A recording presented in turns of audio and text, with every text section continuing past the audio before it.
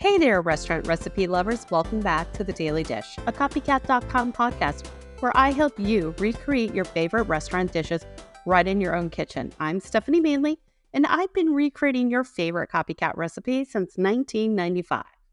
First, I want to send a heartfelt thank you to all of the amazing home chefs who've been tagging me in your beautiful food photos on Instagram and Facebook. Seeing your successes with these recipes truly makes this journey worthwhile. As always, you can find the complete written version of today's recipe on copycat.com, and there's a convenient link right in the show notes of this episode. That way you have the precise measurements, helpful photos, and step-by-step instructions at your fingertips. Today we're tackling a cookie that I know many of you have been requesting. It's the Girl Scout Tagalongs. Now, I believe that they may have a different name depending upon which bakery bakes your Girl Scout cookies in your area. So forgive me, I cannot recall that name off of the top of my head. But we all know that these are irresistible peanut butter and chocolate cookies that are only available for a few weeks each year. What if I told you you can make them at home for a fraction of the cost, and they taste even better than the ones you buy? Now, I don't know about you, but Girl Scout cookie season never lasts long enough in my house. We quickly gobble up the cookies that we buy and are left without Girl Scout cookies for the remainder of the year. Now, what makes these homemade tagalongs special is, unlike many copycat recipes that use traditional shortbread for the base, we are adding an egg to our cookie dough. So this creates a slightly softer and more tender cookie that many people actually prefer to the original. Their traditional shortbread cookies without eggs can be dry and hard, and they're great for dunking in tea, but not ideal for tagalongs. For those of you watching your budget, this recipe is a game changer. You can make an entire batch of these cookies for about the same cost as one or two boxes of the Girl Scout version. Plus, you know exactly what ingredients are in them, no preservatives, and no artificial flavors. So let's talk about the three main components of these cookies. You'll start with the cookie base. It's a simple mixture of flour, salt, butter, sugar, egg, and vanilla. For those of you with dietary restrictions, this recipe is easy to adapt.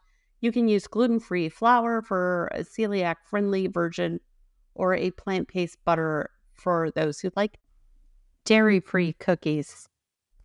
The second component is creamy peanut butter filling. We're using regular creamy peanut butter, powdered sugar, and a bit of butter to create that perfect spreadable consistency. If you're watching sugar intake, you can reduce the amount of powdered sugar and it still works very well. Finally, the chocolate coating. This recipe calls for milk chocolate chips. Feel free to substitute with dark chocolate if you prefer less sweetness, or even white chocolate for a unique twist. The vegetable oil helps thin the chocolate, making it easier to get that perfect coating. And you can use chocolate melts if you want to. Instead, I think that using real chocolate and thinning it down, you get a better taste. So that's why I suggest using milk chocolate chips. Now, one of my favorite tips for this recipe is to use a fork or a chocolate dipping tool when coating the cookies. This helps ensure that you get an even coating while allowing excess chocolate to drip off. And don't rush the setting process. Giving the chocolate ample time to firm up results in that perfect snap when you bite into them. For those of you who like to plan ahead, these cookies freeze beautifully for up to 2 months.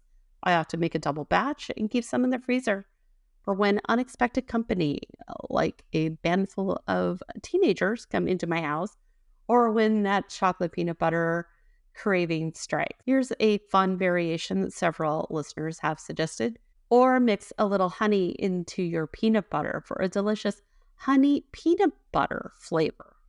One of my personal favorite twists is sprinkling a tiny bit of flaky sea salt on top of the wet chocolate for that sweet, salty combination. It's absolutely divine. This recipe has been particularly popular with grandmothers in our audience who love making these with their grandkids.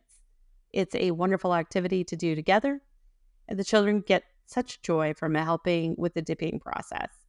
Though be prepared for some chocolate-covered little fingers. Well, there you have it, folks. Well, there you have it. The secret to enjoying Girl Scout Tagalongs any day of the year, made with budget-friendly ingredients that you probably have in your pantry. Remember, you can get the complete recipe either on copycat.com or by clicking the link in the show notes of this podcast. Until then, this is Stephanie Manley from copycat.com, helping you bring the restaurant experience at home. Why go out when you can make it at home?